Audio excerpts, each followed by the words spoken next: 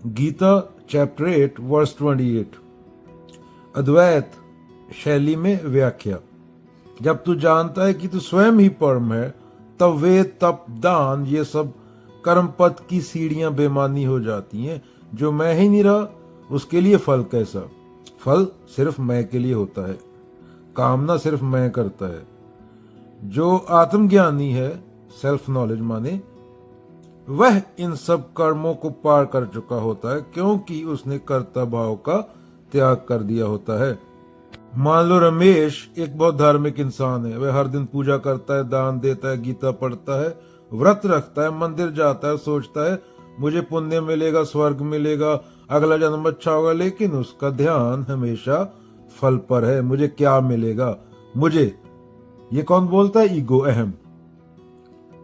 कामी क्रोधी लालची, इनसे भक्ति न होए। भक्ति करे कोई सूरमा, जाति बरन कुल खोए। कबीरा, जात बरन कुल खोए कबीरा। क्या रहता है? ध्यान कहां रहता है? मुझे क्या मिलेगा? फल पर। फिर एक दिन रमेश को एक सच्चे योगी से मिलने का अवसर मिला।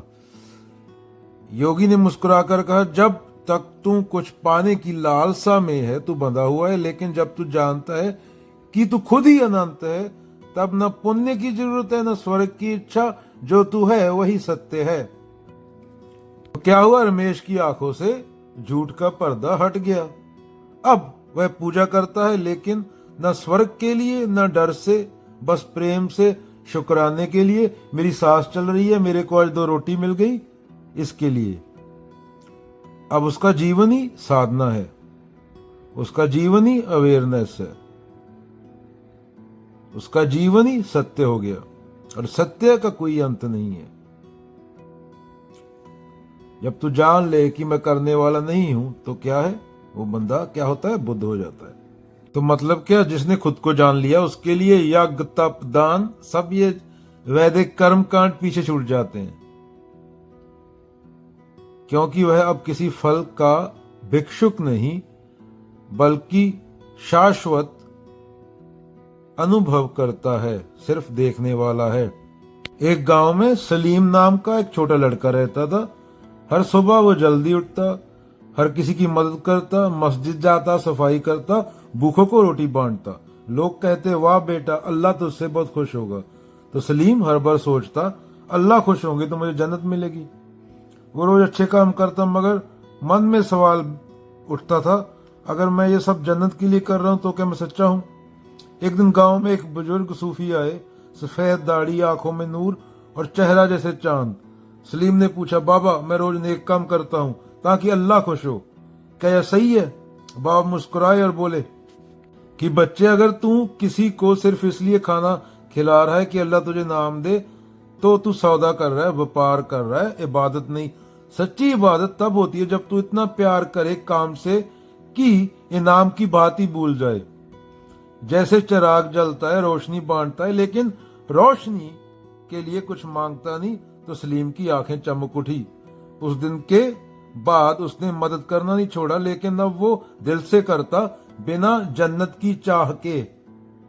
चाह मिटी, चिंता मिटी, मन व बेपरवाह, जिसको कुछ नहीं चाहिए वो शाहन के शाह कबीर साहब। तब क्या था? उसके कर्मों में खुशबू थी, इनाम की नहीं, प्रेम की। और प्रेम, प्रेम गलियती साकरी, जाम में 2 ना समाए कबीरा। प्रेम की गली में 2 के लिए जगह नहीं है, वहां एक है।